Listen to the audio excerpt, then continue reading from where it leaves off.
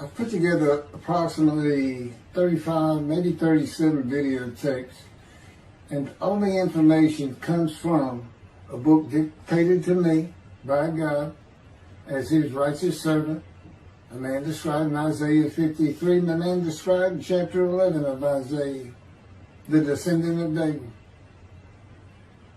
the twig from a shoot that grows out of the stump of Jesse, and it is a stump because of the vanished and felled ancestral tree of the kings of Judah, the line of Jesus. He cannot be the man of chapter 11. He's not the anointed one. He's not son of David. None of that's true. The other book, that book is called Isaiah 53, in the Day of the Lord. And there's about 3 chapters in those particular videotapes that come from the second book that we wrote not too long ago. He dictated to me. It's the story of my life. It's to show you how I fit the verses of Isaiah 53 with regard primarily to suffering, familiar with disease. So that would be wounded, and as it turns out, cancer. But the other words that you find in Isaiah 53, punishment, maltreatment, crushing, bruising, chastisement, okay, that is all in God's power. That's all in God's power, all those words. But the books are unpublished, shunned and despised, accounted afflicted by God, plagued. Nobody understands it. This is so different than the Judaism the Jewish people have been taught. This Messianic era that will never occur. And we know it's not going to occur now once you believe who I am and how you cannot. After the mountain of evidence I have presented that is in those books, just as Moses today would have to say, well, look, I wrote Leviticus. You think I just came up with that? You think I just came up with all this information? Did I know how God speaks through an angel and who that angel is? Moses walks by a burning bush that's not consumed. The angel of the Lord's in the bush and God speaks. I'm the one who explained that to you. I shouldn't have to go any further than that. But God says the rabbis, the shepherds, they never listen to my prophet. They think they know everything. Well, I'm going to keep showing that they don't. This is primarily for the people who listen to them and not them. I don't expect them to ever respond. Because by responding, they have to say they've been wrong. Or that's just not what we believe. And so they won't change. The bottom line is they make money on it. That's the bottom line. God had me watch a video of Toby, a singer, just for this one purpose I'm about to tell you. He said, watch him raise his hand. He raises his hand to do his hair or rub his nose or something, and it's this big, fat gold watch. And this is how you know this is the God of old. He said, look at that. Look at that. I said, well, he does dive. He skin dive, scuba dive. It might be a scuba watch. He said, that's no scuba watch. That's just a big, fat gold watch for everyone to see. And he makes his money on Isaiah 53. The guy said, at least that's how he really got going. I don't know. I know he has a radio show. But remember, I'm in the fire refinement. Everything God does with me is to draw emotions because I'm going to be emotionless once I get to Israel. For the most part. He'll let me feel what he wants me to feel. But nobody can get under my skin. You can't bother me. Even if I seem like I'm mad, it doesn't carry over to my insides. And I don't think about it any more than while I'm, as they would say today, on a rant, getting on somebody. But I bring his reckoning. I laugh. I tell him, you know what I am, don't you, guy? He said, I know you're a lot of things. I said, no. I'm the reckoning, and I am the wrath. That's what I am. He laughed. Holy Spirit laughed. I said, righteous servant, David the shepherd, Elijah, prophet like Moses. I like wrath. What's his name? Wrath. What does he do? He brings a reckoning. But anyway, I'm going to go through these early years of mine before God spoke to me. It's chapters 1 through 6. Chapter 7 is God speaks to an atheist, and I've already videotaped that. Walking with God, and something on visions and visuals. So the first chapter, this is what he told me to write down birth and tragedy. I was born in Bryan College Station, Texas on February. It's just in from the Holy Spirit, yes. Like he couldn't ask me before I started. Yes. Oh, this is only for the people who come to believe in me. I don't expect anybody who's been viewing these materials and, nobody's really subscribing, a handful, to be believed. Again, I can't imagine. I don't know what you people want. I don't know who you think's going to come to do something different. How you going to know who David is? I mean, according to Judaism, there is no description of him. How you going to know who he is? All this being presented, and I know Jewish people have seen it, only 60% of the views are coming from the United States. Now, I don't know that means 40% is coming from Israel. Probably not. You got Canada, that's be a big follower on my WordPress site. And really just all the countries of the world at one time or another have looked at some of this information as I wrote my blog, and the blogs became chapters. But I'm assuming some Jews have heard of what some man is saying he is Moshiach, and they're watching. Well, this is for those who come to believe, the people who want to be the witnesses, the many made righteous. By my knowledge, by the things I can tell you that God would have me say to you. So, this might be bored to tears with others, but it does show suffering, pain, and emotional pain, my background, and just who I am. Not just some kook out here. People say, well, he's hearing voices. Listen, as a lawyer, I ain't even do criminal law. I've seen some of these people who hear voices. I promise you. That's a person who should be hearing voices when you just see them and watch them for a couple of minutes. It's not me. Excuse me. Okay, I was born in Bryan College Station, Texas on February 21st, 1957. And that's interesting because that's the year the first satellite went up. Russia sent up Sputnik, which was really 3 different satellites, and altogether they were called Sputnik. That is considered the dawning of the age of the internet. Now, I've asked God, how did you select me? How did I be blessed with this and learning all these things with this crazy life that I've had? And but he won't answer me. He's gone poker. This poker guy, he's not going to talk. He's not going to change expressions or anything. Or me giving an impression that he is. And so I tried to come up with it on my own, and that is where I started. I said, because I know how important the internet is for this. It's the only way to get things worldwide, and all the teachings that have come through it. I didn't know, I'm 63. I'm not like the young people who can just text messages without looking at the phone and all that. But he's taught me everything. He taught me how to set up Facebook, Twitter, you name it. He would just say, go to your computer, do this, do that. Commanded it and directed to become very good at the computer and, of course, word processing. I'm a regular secretary, except I still henpeck with one finger. I used to. But God said that's to show you I have perfect use of this disfigured right arm. It just doesn't have muscle in it, and my shoulder's short. Anyway, I was born in Bryan College Station, and that's where Texas A&M University is. And my dad was attending Texas A&M when I was born. I graduated from there 22 years later, which is a story in and of itself. So I was born premature in the 7th month of my mom's pregnancy. I was born in February, and there were many complications. My parents were told I would not make it through the night, and they should just take me home.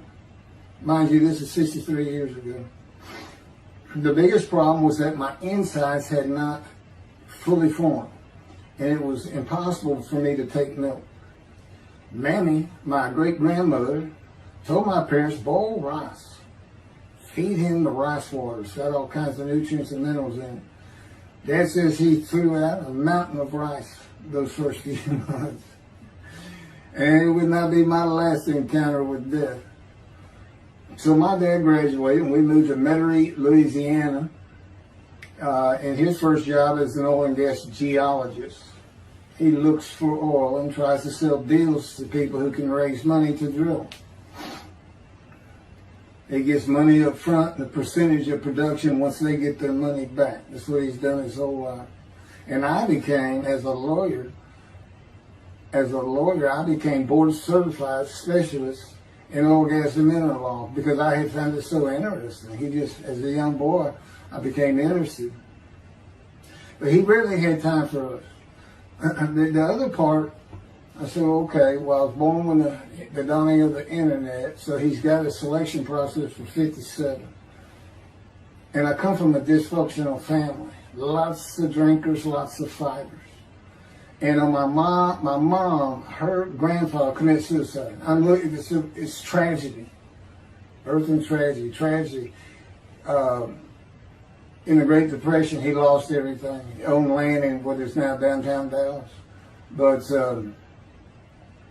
then when she was about 4 or 5, her mother went down to the market square in Crockett, Texas, small East Texas town. Everybody has their courthouse in the center of town, and there's streets on either side with stores. She went to the hardware store and purchased wreck poison. She hadn't gotten hardly out the door when she opened it and took it herself. Died right there on Main Street in the middle of the day in a little small town. I don't know how long that would have been. My mom's 85 or 6. She was 4 or 5, almost 80 years ago. So I'm sure it was quite an event. And her dad took her and her sister's about 2 years older, to Metairie, and not Metairie, to someplace in Louisiana. But could have been Baton Rouge. And her father became a elevator operator. And you can still find this in Houston. When I was at law school, I went to law school downtown Houston, but South Texas College of Law. And at the courthouse, they would have somebody sitting in there on a little stool and with a lever and take you up or down, take everybody up or down. With all the lawyers coming in for the court cases, it was packed. I'm sure they've done away with it by now. But that's what he did. And they found him one day or night. He had taken out a pistol, he shot himself in the head and killed himself. So now she had suicides on both sides of the family. And her father's brother took the 2 girls in. He actually adopted them. And when she was about 10 or so, I believe, she's with him out in some shack in East Texas. And, there's not even phone in this place. And he took a shotgun, and I'm sure he'd been drinking there, all known for it, and blew his head off right in front of her.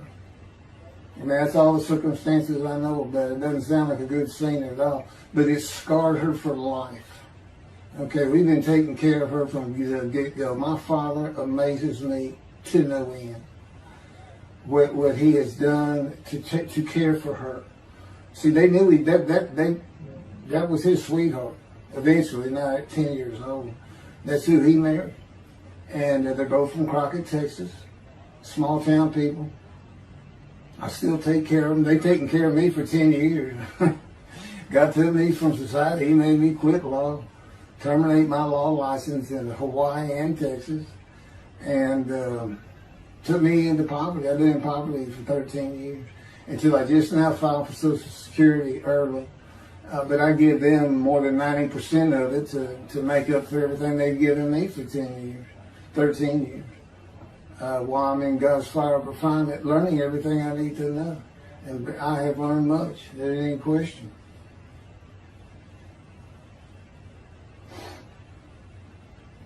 So anyway, there's 3 suicides. There's 4 suicides right there. So it's a family of tragedy. You know, it's a tragedy of losing your entire family in the Holocaust, and you're the only one left. It's not like that. Because God says, I just got things as close as I could. He says, I touched you in the womb to disfigure you, really for just one reason. Well, 2 reasons. One, it makes you identifiable. But it was so people would pick on you. I wanted people picking on you because that's what happens to young Jewish boys. Just for being Jewish, just for having a disfigurement. People will pick on you. I told him since, I don't even really recall many people saying anything to me. He said, that's because you look like you crawl all over them if they did. And I did. I was always just say something, anything. That's just the way I was just angry inside. And God's taken all that away. But I can still go on a good rant. But, and then my mother in the 60s, young people may not know this, but that's when, you know, the Woodstock and marijuana, LSD, everything started getting big. And at the same time, doctors were just handing out pills left and right. Valiums, painkillers, Percocets, you know, just asking for it. They were writing scripts. And I know today they put a lockdown on that, but she got heavy into it and drunk all the time. I'd have to come home from school and stay with her, and she became such a different animal, a different person when she drank. She became a little girl, you know, and having your mom act like that and slobbering, and you know, go in there to be Valium dripping out of her mouth with a bottle of booze by her. So it was an ugly scene. And so I came from a dysfunctional family, so I think God wanted that. And He's there with me from my first year to make sure that I live a life of suffering. He orchestrated many of my wounds. And He's taken me back in vision to see these things. And His visions, one thing you don't pick up in the Bible, when I say Bible, I'm talking about the Jewish Bible, the Hebrew Bible, that's not, unless I say otherwise. Which is like when God says, my peoples.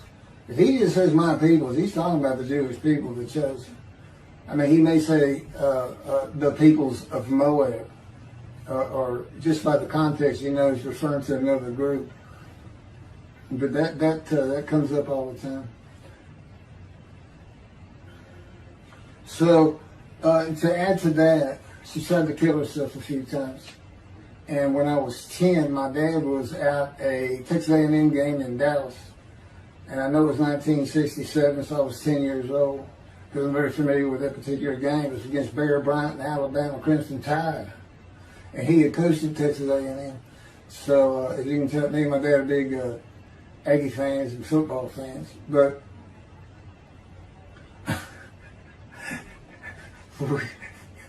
I had been assured we'll be able to see those games in Israel.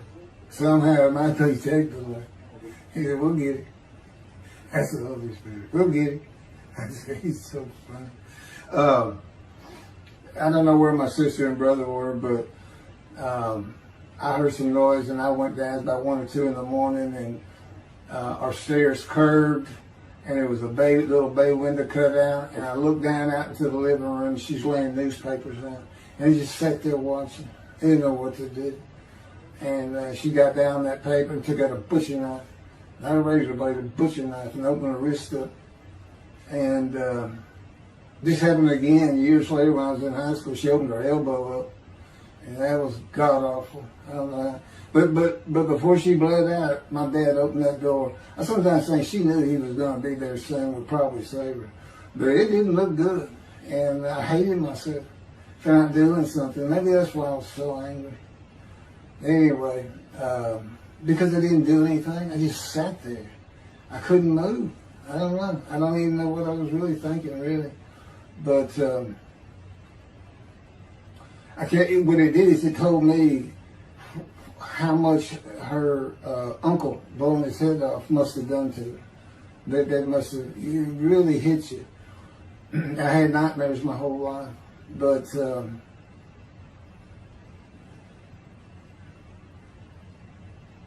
I was 16 when she did the thing with the knife. But you know what? My dad finally got her he got her the best psychiatric care in Houston, Texas, and that's big because we got a medical center that's renowned throughout the world. And they put me back together many a time. And she never did that again. And the amazing thing is how different she is in her very advanced old age. I mean, it's like she was never that person of the 60s and the 70s and the 80s. I don't know how my dad survived it. I'd have never stayed. I'd have taken the kids and said, try to find us. But he's not like that. I've never seen two people who love each other so much. It's crazy. But anyway, I was married for 20 years and we weren't like that at all. We're finally divorced for irreconcilable differences.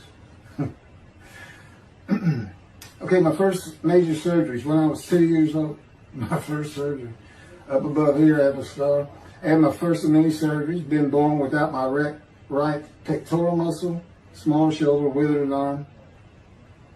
And there was some, the movement of my arm was restricted. There was some tissue in here that had to be cut out. So they opened me up and did that. I was born right-handed, but I do everything left-handed, except for light things. Like I shoot a basketball right-handed. I throw a ball right-handed. Darts, things like that. But bowling, I'm left-handed. You know, anything heavy. And I was quite an athlete. If I'd had two good arms, I'd have probably been on scholarship. I was already offered a partial scholarship at a small school for track, even with this bad arm. But I just didn't have the fast start. You got to have two strong arms just pushing out in front of you. But I was some kind of quick and fast. So we moved back to Houston, to a place called West University, a suburb. And this little story, I don't even like telling it, but God tells me I have to. And he had something to do with it, but I'm not going to go into that part of it. So anyway, I had decided when I was in second grade, I was tired of school, didn't want to go anymore. I don't exactly know why, I just know I said, that's it, and I'm not going. Dad came to get me up and take me to school until I'm not going. And it was on. He was going to get me there. It took him about an hour to get me to the car. Fighting and screaming and running around, hiding, getting under bed. You name it, I was doing it. And anyway, he finally gets me to the school, but he's too tired. He wasn't even going to try to get me out of the car by himself. So he get out, and he goes and gets the principal. Now, my dad's about 6'2", but he's real slim. And but he comes out with his principal who's taller than he is, and he's a hefty guy. He's burly. Anyway, so they come, they said, get out of the car. I said, I'm not getting out of the car. I'd already locked the doors. And only the two front doors locked, and it was those locks that you pull up and push down. So my dad used the key, and he opened up, he popped that lock up, and I slammed it back down. He said, I'm not going to school, I told you. He throws some keys, they start throwing the keys at one another over the roof. The principal's driving the same thing, and I'm slamming his door, I'm leaping across the car. Man, I don't know how long I went, but they finally, in 5 minutes maybe, seemed like an eternity. I was terrorized, that's the way I looked at it. Anyway, the principal got it open, and I saw that door open, and I got back on the far other side of by the steering wheel with my back against that door. And I curled up like a ball, had my knees on my chest, and he reached in to get me, and I unleashed on him, kicking him in the face with everything I had. It broke his glasses, and his orbital bone got shattered. So, That wasn't my first principal either. There's another one.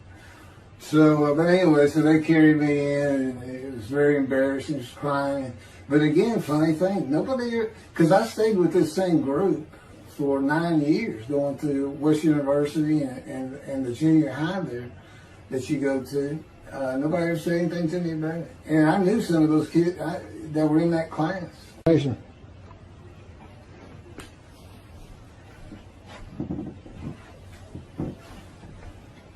My camera only goes for half an hour. I can see on the screen that I have pointing towards me that when it runs out and I have to turn it off and turn it back on. But anyway, that ended my fight with my first principal.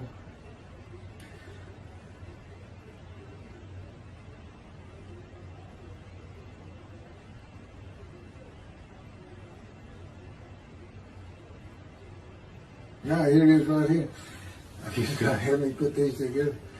In the 10th grade, the principal of the school told me to cut my hair.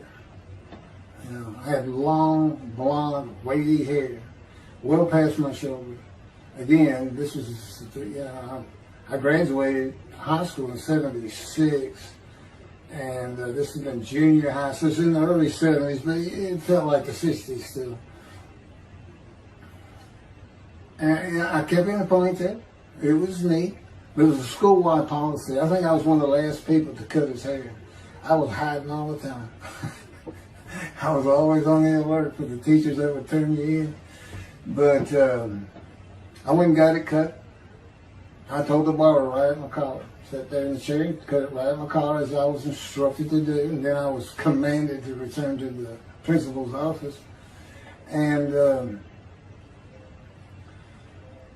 so I presented myself to him. I sat down in the chair in his office, and he gets up, walks behind me, and grabbed me by my hair, back of my head, and jerked my head back fast. And said, "It's still over your collar." Now, I don't know if I did a backflip out of that thing. I can't really recall. But what I do recall is it took 3 people to get me off of him. And I was permanently expelled from school, which ended up me leaving home. It wasn't a runaway. I'm just out of here. I'm tired of everything and everybody. I ain't going to school ever again. Hates go always there. That was me. And they had to pull me off of him. I understand through a friend of mine, he said, "You know, my brother went to that school. He had some stories about that guy." So that's it wasn't me, it's him. Second major surgery came when I was 12 years old to try and repair my right knee and just below it. I was running full speed in a field. High grass and weeds with a family dog. And God says he had something to do with what the dog did. For no apparent reason, just suddenly he was running at my side. And he just bolted, he just stopped going straight to the heart of the left and went right between my legs. I go sailing in the air and I came down on my knees. Except my right knee came down on a broken Coke bottle, Coca-Cola. And they used some thick grass back then. It was stuck nose down, way down. It was all broken up, but it was the bottom all jagged that my knee just, they said it went to the other side of your knee. They said, "You got that whole field in your knee." But when I got to the hospital, I sat there for a long time. The first doctor that came in and just told my mom, right in front of me, I'm in the room, he said, I can't repair that. It's not repairable. We want to take it off. I can't use it. And I already knew that because as I started screaming and yelling for my dad, he finally came back. This field was behind our house. There was a chain link fence and then the field. My dad finally heard me. He got over, he saw the blood, and so all of a sudden he's scared to death. I'm going into shock. And he got me to put my arm around his neck. And he said, "Can you walk on it?" And I tried, and it just collapsed. It was useless. It was awful. And then I had to climb over that fence. And my mom was going crazy and screaming and crying. And he had to go take care of her. I'm sitting in his bathroom with my leg all opened up, and I'm just getting sicker and sicker, nauseated, scared. I was a cripple. And but anyway, they get me down to the hospital. And this, like I said, the first doctor was just like, we don't know what to do. And just right then, and God says he knew he was going to be there. This doctor walks by, and my mom recognizes me. And she goes, Dr. Kane. And she runs out the door. Well, this is Dr. Kane. Her Mamie that I mentioned earlier, in her old age, very old, maybe in her 90s, I don't know, late 80s, but living with her sister, broke her hip. And this doctor repaired it. This is a long time ago, people. Repaired it, and she actually walked again with a walker. I remember. But that's who this doctor was. And she said, my son, they're going to take his leg off. You've got to come look at it. And this Dr. Kane actually became the medical doctor for the Houston Oilers. He repaired many in the before and after me. I guess that's what he specialized in. But he was there at the hospital just to do rounds. He wasn't dressed for surgery or anything. But he came in that room, and I mean, he was livid when he looked at my knee and knew how I'd been there for like 5 hours at this time. And he just started barking orders about getting me prepped for surgery, and he takes off to go get prepped. And they literally ran me down to surgery in a gurney. I mean, they were trying. This kind of fear he put in everybody. Anyway, I was in the hospital for weeks, and I woke up with my leg. I was glad of that. They had a cast from my hip to my ankle. And he told me, when I finally was being released, he said, if you put any weight on that leg, you'll never walk again. So, I can't remember, 6 weeks, I don't know how long it was that I had that cast on. It wasn't my first cast, it wasn't my last. Well, maybe it was my first, but it wasn't my last. That's another story. We're not getting very far. There's 6 chapters. I'm barely getting through the first one. But what I'll do is I'll just do 6, just like I did with Isaiah 53. I did 6 or 7 videos, 7 I think. But then I joined them all together and put it as one video, the definitive commentary of Isaiah 53, which comes straight from God, by the way. I mean, you can contest what I'm saying all you want, but it makes perfect sense. For the first time, Isaiah 53 is explained. And how did I become the smartest religious Jew in the world who can see that? And what the wounding and the punishment, everything's about, and how it's really, in some ways, a snare for the Gentiles for the day of the Lord. Because he knows he can take me and just decimate any argument they want to put forth. You know, in particular, I'm blemished. I am not, I'm the Antichrist. In that I am the exact opposite of Jesus Christ. And he's so smart, he was teaching synagogue at 12. Supposedly he was a perfect, beautiful man. I'm disfigured. You know, I'm not bad looking, but I'm not, you know, I'm not Brad Pitt or anything. Anyway, it's sinner, you know. I wasn't a habitual sinner. I mean, I was a good person. I was good to other people. I was very compassionate. I said there was already a lot of humble in me. I didn't laud myself and the things I could do over others. You know, like being the fastest guy on top 5 at school and the fastest in the neighborhood. You know, I didn't brag on myself. But as he took me back through my life and informed me when things were sin, it just seems like I touched on all of it. And if murder in your heart is actually committing that sin, as the Christians say, I don't really go with that. But then there's really not much I've missed. So I'm a sinner. And, you know, all Jesus can say is, well, I'm a sinner too. I lie. All you got to do is read the scripture in the Gospels. You see where I'm lying. That's easy. And I came from the banished line. I thought I was the man of Isaiah 53. I thought I was going to be exposed to death, but given long life. This is what he would tell you if he was here. He said, but you know what happened? They crucified me. And on the cross, I realized I'm not that man. This isn't exposure to death. This looks like a sure thing. Father, Father, Father, why have you forsaken me? That's Jesus Christ saying, I'm not the man of Isaiah 53, and I just figured it out. That's what that is.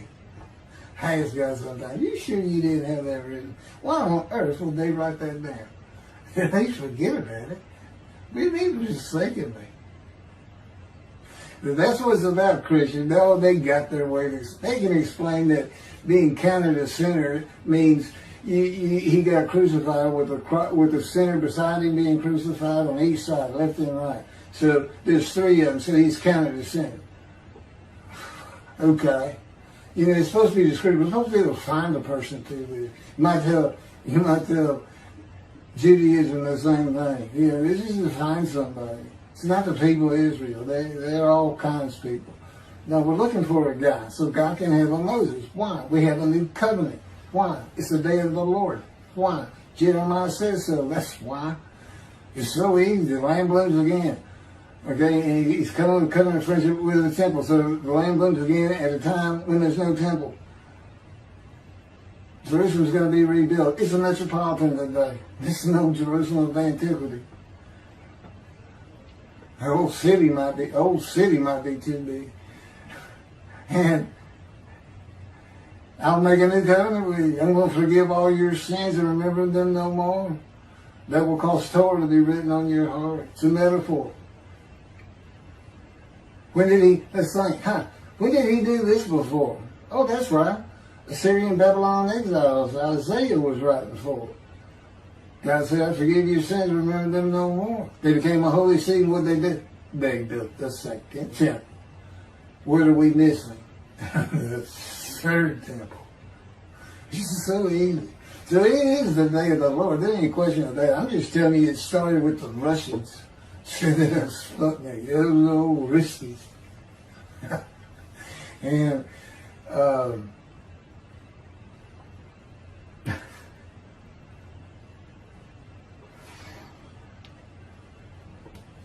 he's bringing the covenant, but he's got to have a Moses. He's a servant prophet like Moses. So he's saying it's Joshua. No, this is not. God needs him today, the day of the Lord. And guess what? He gives us a description of him. He knows this is a time of secularism, reliance on science and medicine and doctors. And you got so many more people who the only book out there is not the Hebrew Bible. There's a lot more books than that. You know, there's all kinds of distractions, television, cell phones, computers.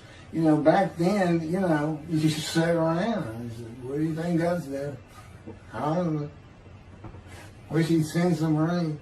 You know, it was just, I said it was easier to get them back then. But here it is. It's here. And God said, you see why I put shunned and despised in there? Because for a while I said, God, you know, this is before we really got the books done and everything. I said, I'm just sitting in a room. I can't really tell anybody shunned and despised in there. Counting me plagued, afflicted, and by God, and everything else. He said, well, how you feeling now that we've been putting all this on the internet? I said, I feel shunned and despised. Yeah. I can tell they know. There's no question this hasn't gotten back to those two. I said, you keep attacking them like this, and I'll be certainly sure, just in case I'm wrong. But, because he won't actually tell me, he won't tell me anything, this is a rule of thumb, he won't tell me anything that I cannot find out or become knowledgeable on or informed on of my own, which means about nothing because we're in a room all the time. The adjunct of the Holy of Holies is what I call it. I live in the I'm like the priest who can, the only person who could go into the Holy of Holies was the high priest. And that's what I'm like. As a matter of fact, God had me write down, just as he had David write down, a new Psalm 151, where God said, it's on a video, where God is speaking, where the Lord came to me and God said, quote, and within that, he says that he declared me. We actually used the psalm where he declares it for David. He declared me an eternal priest in the order of Moshiach and King David, and a rightful king, small k, and a rightful king. And he also declared, I'm the righteous servant. I mean, that's God talking. I mean, he's using it. When he dictated to me, it wasn't, to be written in my personality. That's him. That's him doing a new song.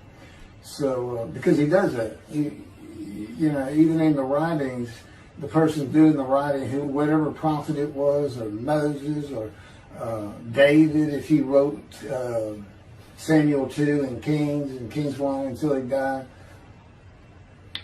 As I said, God says, just assume the central character is the one I had writing, because their lives change when I come to them, just like mine's changed.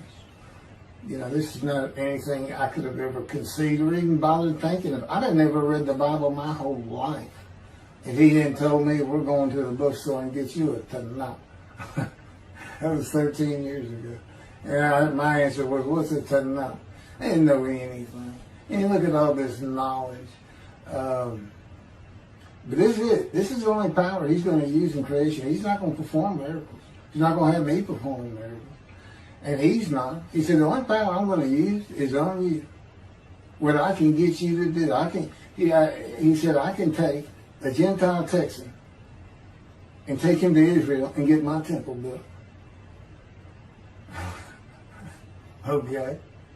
He said, because that's what you say to God all the time. Okay. And one night, I hadn't even read Isaiah 53. He didn't come to me and just say, offer yourself for guilt. I crushed you with cancer. It was me that did. That's not, I wouldn't have known what he was talking about. We finally get to Isaiah a couple of years later. He said, Keith, read Isaiah 53. I said, okay. And so I read it. I said, okay, finish it. He said, who do you think that is? I said, I have no idea. I can barely read it. I didn't know what it's saying. I said, I think these two verses ought to be up here. I said, you sure nobody messed with this thing? He said, nobody messed with this. It's just how I had Isaiah write it. He said, that's it. I said, oh, okay. And I couldn't help myself. Good luck convincing anybody. I can't even tell what it's saying. He said, before we get done, and he's right. I've been over that thing so many times. From my original version of Isaiah 53 that he dictated, or told me how to put together, but every sentence, every word is, we've changed it up and added things. I've learned things. Like I didn't know about the test of devotion. I didn't know why the angel was leaving early in Malachi 3, but I do now. And all that would cause an amendment to my midrash on Isaiah 53. And, the book has me, these are all on videotapes now, me and Rashi. Rashi, the first one to come up with this is Israel. And, I look at his answers and I just shake my head sometimes. You should see his answer in Malachi 3 for the angel of the covenant that you desire. There's only a covenant of friendship and a covenant of Jeremiah. And this is his answer. It's midrash, so he just takes a section of the angel is on the way, and it just says the angel of the covenant. And his commentary is the angel that avenges the revenge of the covenant. I said, what does that mean? What is he talking about? I said, God's being funny. He said, I don't know. I said, you do know. He said, well, I'm not telling you. So, God likes to feel as though he's laughing. He doesn't actually laugh. He sends me a perception that he does. Or he uses me to laugh. I've mentioned that in a video. Because he can't. Well, he controls my words. I learned that in walking with you. Just one day, I'm talking out loud as we go. I'm discussing man and divine beings as though I had a sermon I was giving or a speech to somebody or a seminar. And I'm rolling, and I can tell he is really making this thing rock. He's taking it from here to here to here, and we're going. And I'm going. And all of a sudden, I use a word or a couple words that I simply don't use. And they're not what my mind was even thinking of. They just came out. And I just stopped. I said, did you do that? I didn't even say, hey, did you just make me say these two words? Because I knew he knew. I said, did you do that? He said, I did. He was almost indignant. I did. I said, okay. Anyway, that's where it all started. Now I know. Okay, guess who that is? That's the Holy Spirit. Using me. He doesn't sound like that. But he'll use words like that. So he's getting bored.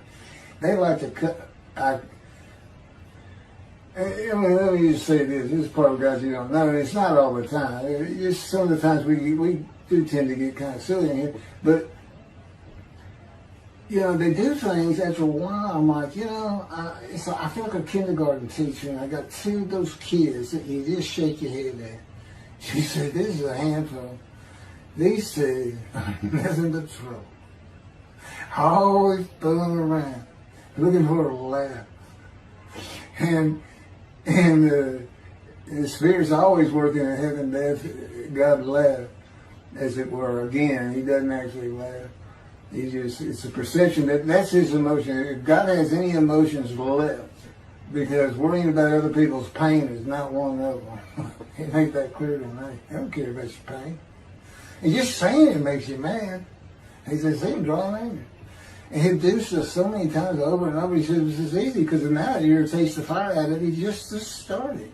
I said, how do y'all keep doing this stuff?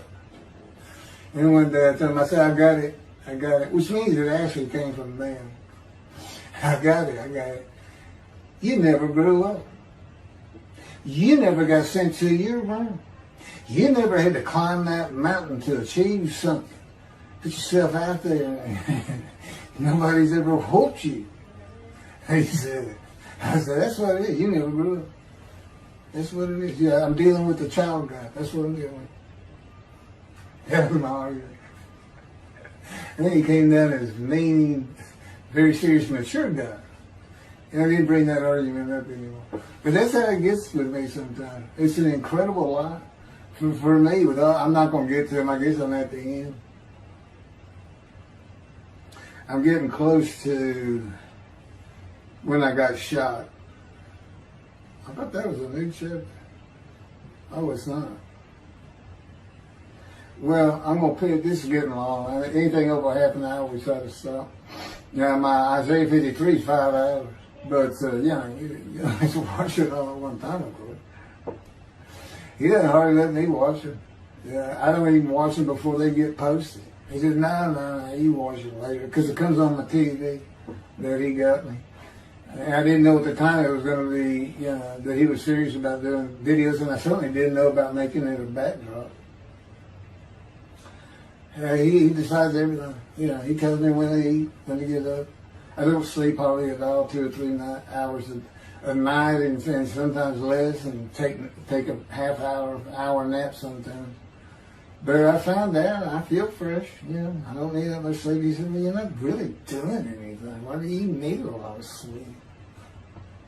And see, that used to make me mad. Now I just laugh at it. Thank you very much for listening. I'll pick this back up on another video, and eventually I'll put these first 6 chapters, just like I did Isaiah 53, because it's a book that he dictated to me. I can't get it published. I'm going to put it on YouTube. That's why I'm reading it. And as I said, if you don't want to listen to it, don't listen to it. But the information that's in these books and in those videos is, that's my proof. And quite frankly, God says, if that's not enough for them, well, that's just too bad. Utter destruction is what they end up getting. They better learn how to listen to the prophet. See, it's no different than the people back then. You'll say, well, why didn't they listen to Isaiah? Why didn't they listen to Ezekiel? Why didn't they? They laughed at Ezekiel. That's what Rashi says in his commentary. I didn't know it was laughing at him, but they just ignored him. Yeah, everybody thinks they know it. But in any event, I do know there's one chapter we haven't put in there, and that is recognizing a prophet in time. It says Moses vouched for Joshua, so he didn't have to be tested.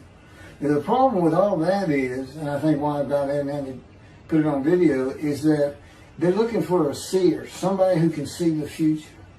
But see, that's antiquity. I mean, that's not what you're looking for today. Moses wasn't a seer. And none of the prophets were seers. They just wrote down what God told them to write down. God's the prophet. Is the one making prophecy. And what he does, he doesn't actually just, quote, see the future. He walks it through. He says, okay, right here is when they're going to send up a satellite. This is where humanity will be at that time. He can walk it through in his mind. As I mentioned, his eyes, he doesn't have them. It's just his absolute knowledge of all things. He can form a picture of this brain. Me, it's in here. He knows every atom of my body. And it's like he does a vision for himself, a visualization. It's what I call when they put pictures in my mind. He says, and he puts it into the spirit's mind. And they're both within me. You know, the big cloud that just came down. If you're sitting in a room with me, it envelops you. But it engulfs me, it goes through me. My little spirit cloud becomes part of the big cloud. That's why God is in his spirit. Here's the elements of spirit, here's the elements of God's presence, his mind. Two clouds, they just come together, they can be together. Okay, but God's still one. He created the other cloud. And then in this room, filled with them, my little spirit is like a little cloud that just came in and part of it. That's who I am. That's the man in divine things. Okay? No, it's like nobody's really expecting it. Well, maybe it's because you didn't know these things. And now they want, I get the feeling, shunned.